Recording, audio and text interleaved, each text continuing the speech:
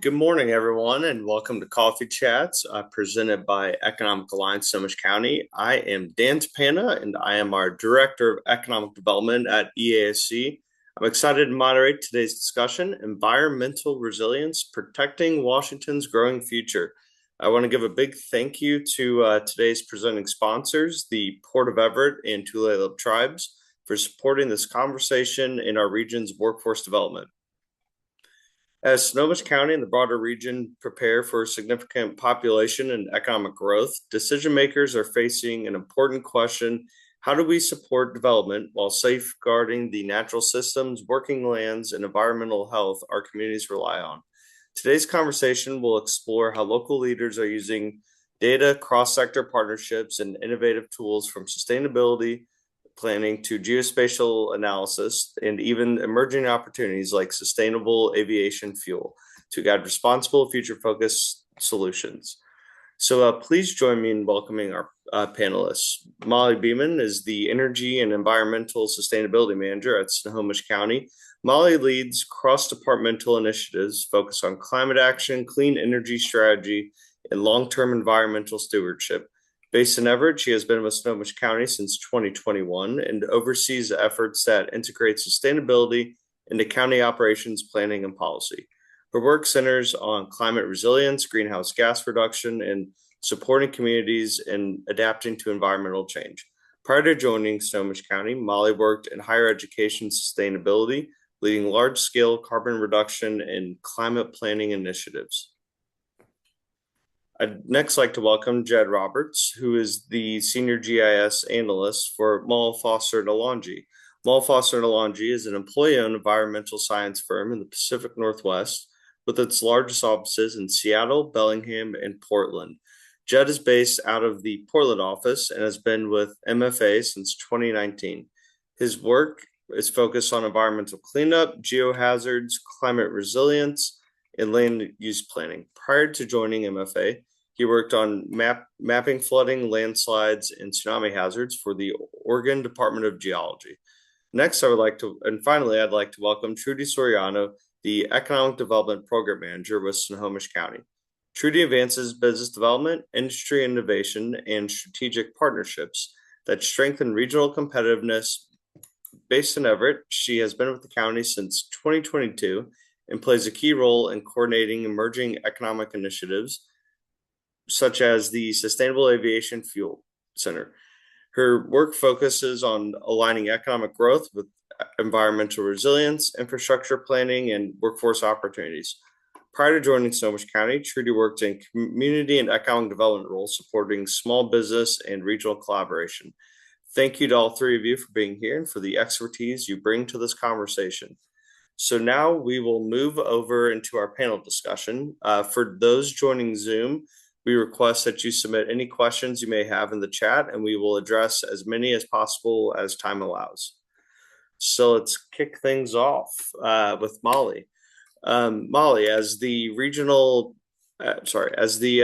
prepares for major population and economic growth, what do you see as the most significant environmental pressures Snohomish County needs to address in the near term? Good morning. I appreciate the opportunity to speak with everyone this morning. This is an important issue for Snohomish County and for the region. Nobody can miss the fact that this morning as we're meeting, there are flood watches around Snohomish County and some of the other counties in the region. One of the major environmental impacts that we can expect due to climate change is more frequent and severe flooding.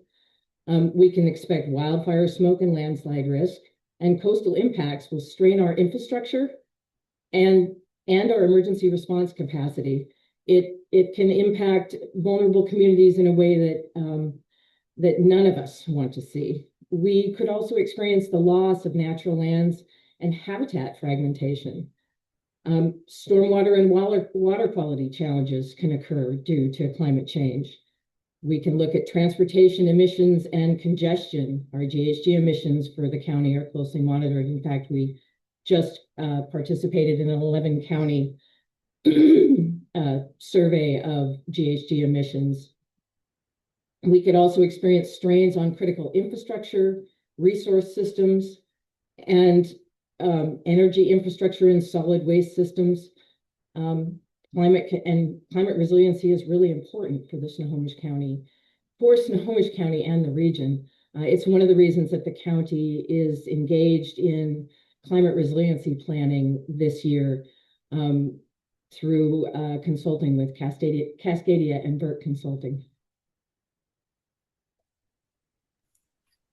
Thank you, Molly. So Jed, from the geospatial perspective, what land use or environmental patterns are emerging in the data that local leaders should pay particular attention to as they plan for responsible growth? Thanks, Daniel, and good morning to folks. Yeah, also want to acknowledge it's really wet out there. I've been keeping an eye on the stream gauges in the area, and it looks like in some areas in the county, it's projected to be pretty significant. So I hope everybody's staying safe out there. So yeah, population growth in Snohomish County is driving most of the landscape scales change that we're seeing as GIS and geospatial practitioners. As we look at housing trends over the last 5 years, the county has built more multi-unit housing than single-unit housing, which is a good thing in terms of limiting friction between growth and the environment. The multi-unit development that we see, that's adding density to places like Linwood, Everett, and Arlington. That's existing density. But it's the single unit housing developments that really jump off the map to me. Places like the fringes of Marysville and Salton, Lake Stevens have seen significant conversion of rural residential to single unit housing. And one area that's seeing a lot of recent conversion of forest land to single unit housing is on the west fringe of Granite Falls.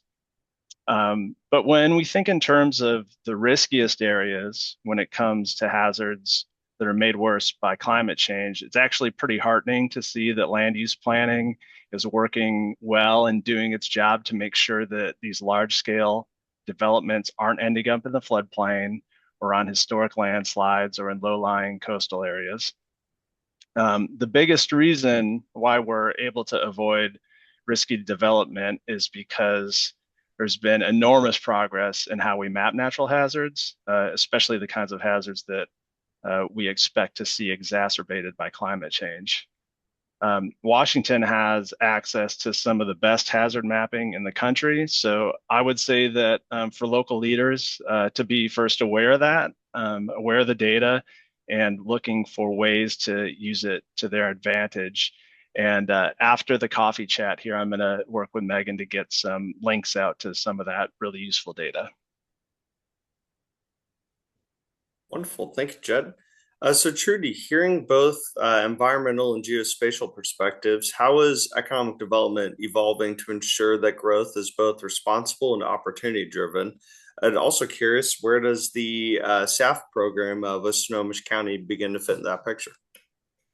Yeah, thank you, Dan, and hello, and good morning, everyone.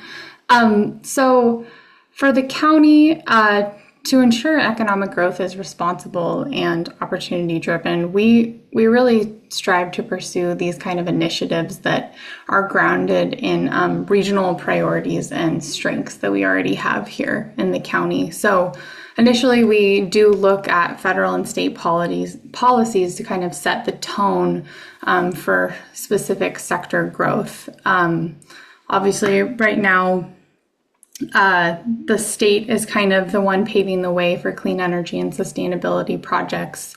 And these kind of key policy pillars that we look at include the Clean Energy Transformation Act, Climate Commitment Act, and then, of course, the State Energy Strategy. I know that clean tech and clean energy are kind of taking hits right now, but we're trying to keep past momentum going. And so the county is really leaning into kind of looking at sustainable aviation fuels and decarbonizing aviation sector more broadly. So I'll talk a little bit about the SAF Center, if that's okay. So Snohomish County is really leaning in with some of our regional partners, which I'll talk a little more about later, to launch a research and development center for basically commercializing SAF for the region. And this is really leaning into our current strengths. I mean, Snohomish County has an extensive history in aviation with over 50 years in commercial aerospace manufacturing and assembly. Painfield currently supports over 158,000 jobs and generates nearly $60 billion annually for the economy. So we obviously have a pretty vested interest in the future of aviation as well. And just a couple of other points about the SAF Center. We are one of the major focuses for this project is preparing our workforce for that clean energy transition. Right now, we're trying to understand kind of what that looks like, what current skills folks have in the county that can be transferable, and then what kind of like training programs need to come online to support that growth that's pretty near in our future.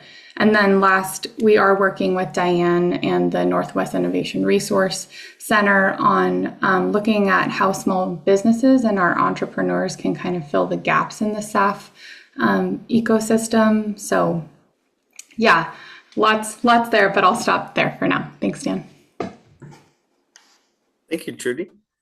So Molly, the county's climate resiliency plan emphasizes community input. How are you incorporating public feedback into decisions about growth, strategy, and environmental stewardship?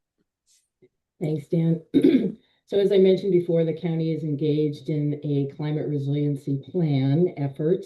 That's been in development since late 2024 with an intended completion by mid-year 2026.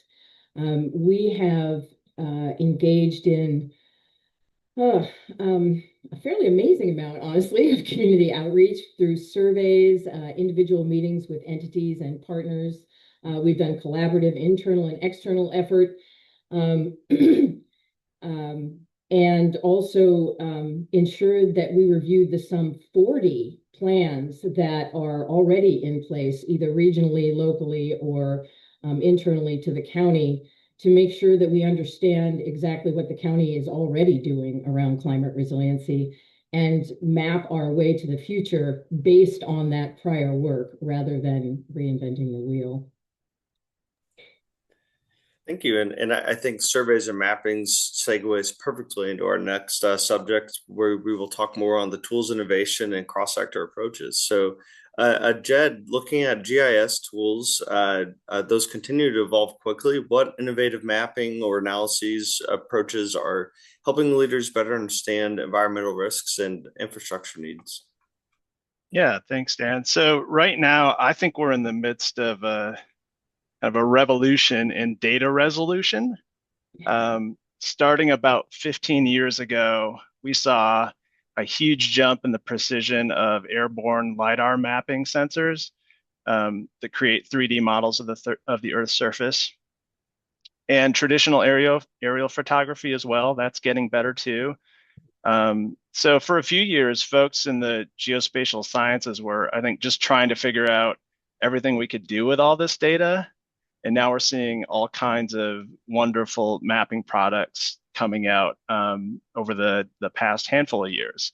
And so I've got a few slides here to show what I think are massive improvements we've seen in things like land cover mapping. So that's absolutely crucial for mapping elements of things like urban heat.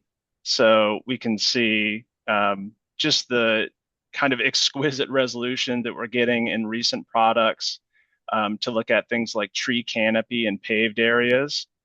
If we move to the next slide, I've mentioned that hazard mapping has made really huge strides, and that's thanks to the detail that we get from LiDAR scanning technology. So we used to rely on, topographic maps, basically these hiking maps that you see on the left. But now we have LiDAR scanning from airplanes that measures elevation down to the inch across the landscape.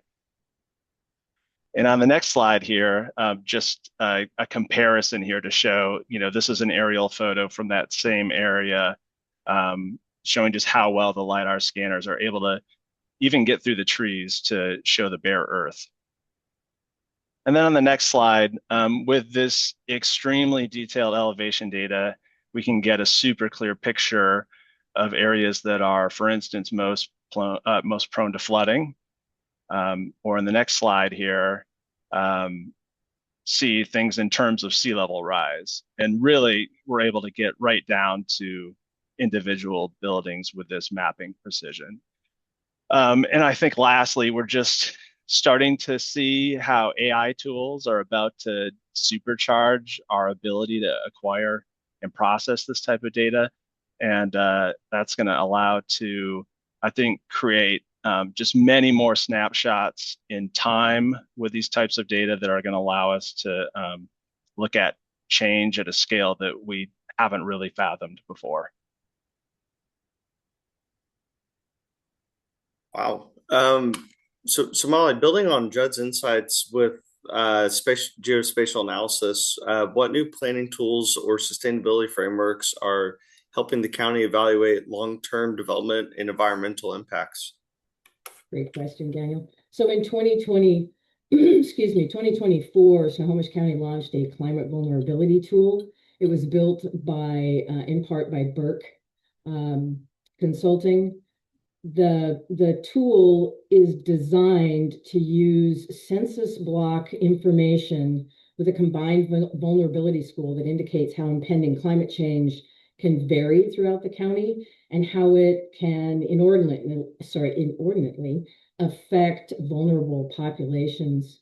If you want to think about it, you think about the combined vulnerability score like you would rank like your BMI, I guess, if you go to the doctor. It kind of gives us a window on what we can expect in the future for different areas in the county. It is a publicly available tool, and I am happy to provide a link to you post today's meeting so that folks can check it out. It's a really amazing piece of technology that the county has developed. Thank you. And I'm going to throw in a question from the chat here because I think it's relevant to the current topic. Molly, are there any dashboards that track nano pollution in the county? None that I'm aware of at this point. Thank you.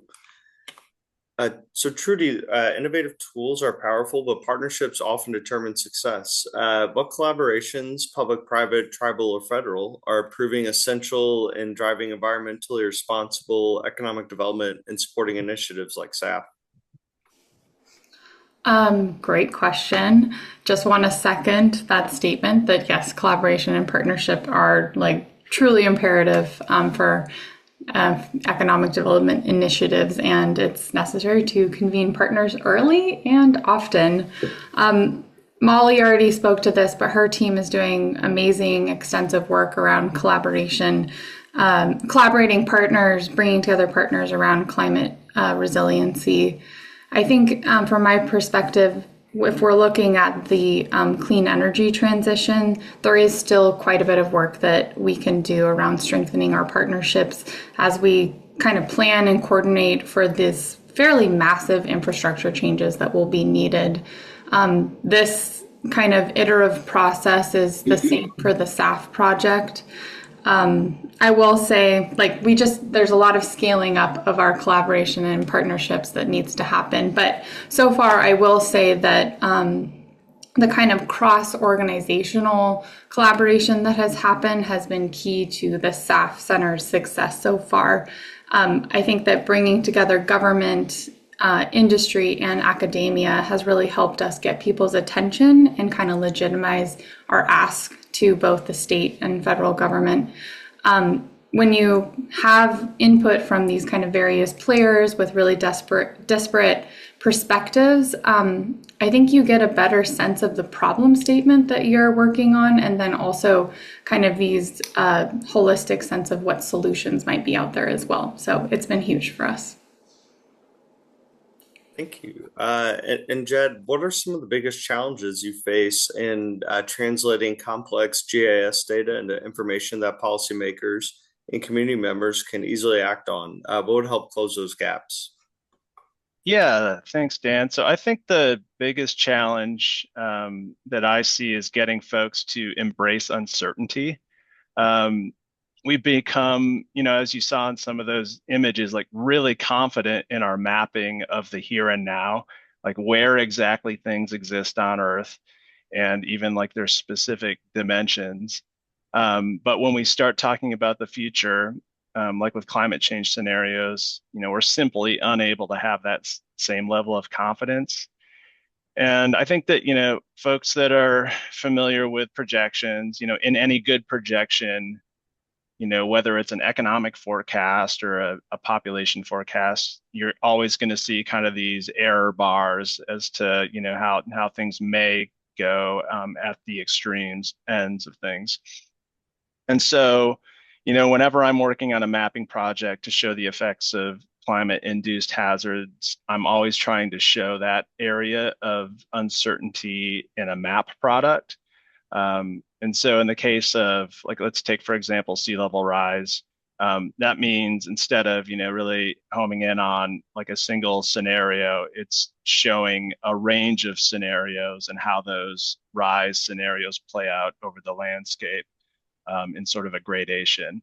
And I think this allows policymakers, to do the work around picking that projection that aligns with their own risk tolerance.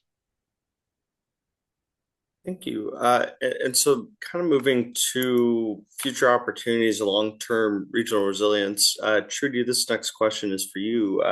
So as Snohomish County advances the Sustainable Aviation Fuel initiative in the program, what long-term opportunities do you see for the region, whether that's environmental, economic, or workforce related? Yeah, I really appreciate you letting me talk about the SAF Center so much. I am very passionate about it. I did want to just mention that while Snohomish County is very honed in on the creation and launching of this research and development center, the center is kind of part of a larger project establishing the Cascadia region as a hub for sustainable aviation fuel. And we refer to that initiative as the Cascadia Accelerator. So I think that the long-term opportunities here in that bigger picture are huge. Of course, environmentally, decreasing our carbon emissions in aviation. This is probably, people on this call already know this, but aviation does currently account for 3% of global carbon emissions.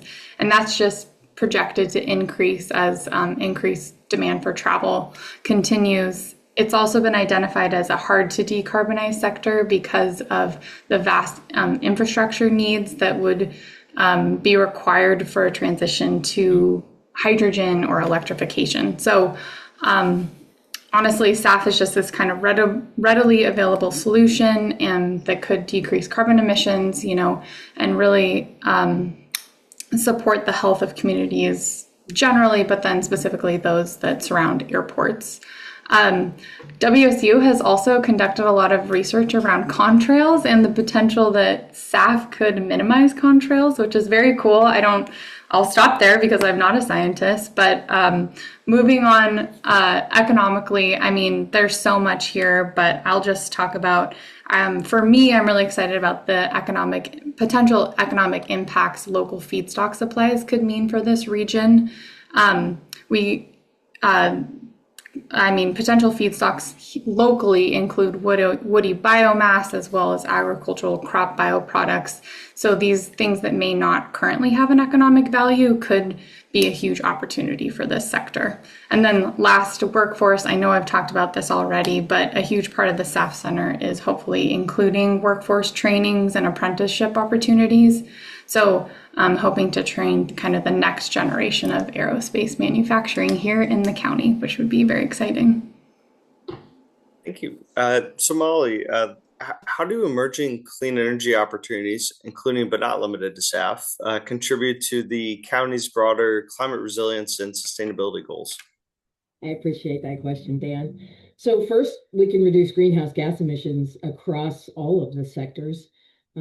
No, I'm sure that most people on this call know that reducing emissions directly supports the county's GHG reduction targets and aligns us with local and statewide requirements under the CTA and the climate planning. It can strengthen, as has been mentioned, it can strengthen our energy security and system resilience. Diversified energy sources like SAF, solar, microgrids, and grid modernization make the region less vulnerable to supply disruptions.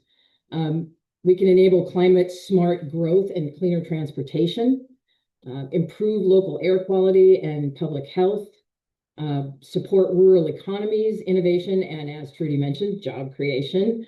And we can enhance natural systems resilience through reduced pollution and better land use choices.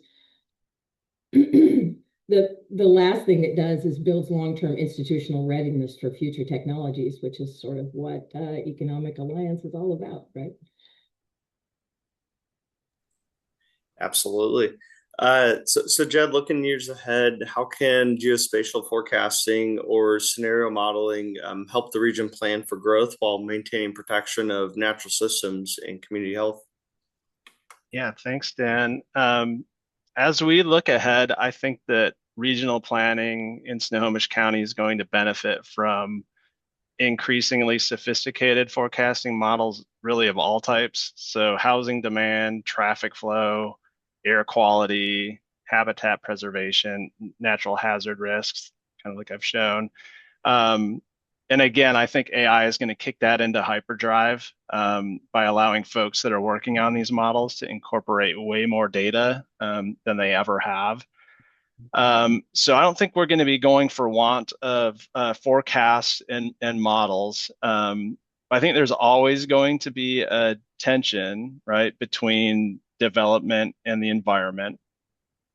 And while these modeling tools exist and they're getting better, they're not going to be able to resolve that tension on their own. So, it's going to take just good old-fashioned collective commitment and political will in a lot of cases to really turn the key on what is kind of a wealth of data, models, scenarios to really do the work around cost benefit and what's palatable going forward. Thank you. So Trudy, across all the work happening from economic development, partnerships to new energy opportunities, what gives you the greatest optimism about Snohomish County's ability to grow sustainably? Yeah, my answer is pretty short and sweet and maybe sappy. I mean, for me, it's honestly the people that I've worked with. During my time here at the county, the people I've come across have just been amazing. People are truly dedicating themselves to this long-term vision of sustainability and the clean energy transition here in the county. And I feel like during my time here, I've realized that Snohomish County is really on the map for people already. And I just truly believe that we're going to continue to be a leader in this space, which is exciting. Thank you. So I know we're about to move to the closing remarks, but I want to add one more question from the chat. So if mini nuclear were part of the energy solution, what entity is able to take this into consideration? I'll throw that to all of our panelists.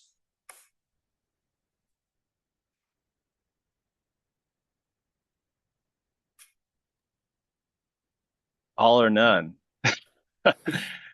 I feel, can I put Molly out there on this one? I don't know. Thanks, Jed. Yeah, that's a really good question. Actually, I've been meeting with with folks from Trudy's office, and we've been having discussions about clean energy technology and how the county can assist emerging technology in investing in this region. It's a great question.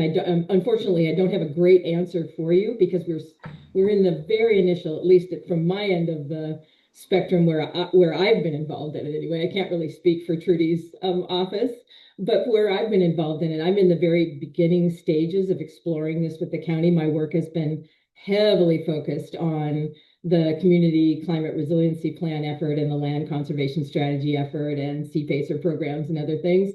And I'm just getting my toes in the water with the executive's office and developing clean energy, being welcoming for clean energy technology in the county. But great question. Thank you. Thank you, Molly. And so with that, that wraps up our coffee chat today. I want to thank everyone for joining us, and a sincere thank you to our panelists, Molly, Jed, and Trudy, for sharing their insights, their work, and their commitment to strengthening the long-term resilience of our region. Today's conversation underscores something important. As Snohomish County continues to grow, we have a real opportunity and responsibility to shape that growth in a way that protects our natural system, supports our communities, and positions our economy for a sustainable future. It's clear that meaningful progress happens when we bring partners together around shared goals. Again, thank you to the Port of Everett and the Tulalip tribes for sponsoring today's coffee chat and for their continued leadership and regional stewardship. Before we wrap up, here's a quick look ahead at a few events. So tomorrow morning, December 10th, please join us at Imagine Children's Museum for EASC's 2025 legislative kickoff, presented by Boeing in partnership with Herald Media, North Sound Media, and WSU Everett.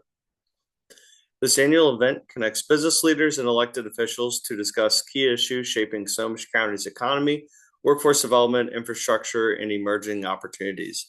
Registration remains open until 4 p.m. this afternoon. Don't miss the chance to engage directly with your legislators to help shape our region's priorities for the year ahead. To register for events or to learn more about ESC and our work, please visit economicalliancesc.org or scan the QR code on your screen. Thank you so much for being here this morning. Let's go to gallery view so we can see all your smiling faces, and let's raise our mugs to the partnerships and community spirit that keep Snohomish County safe, healthy, thriving. Take care, and we'll catch you next time.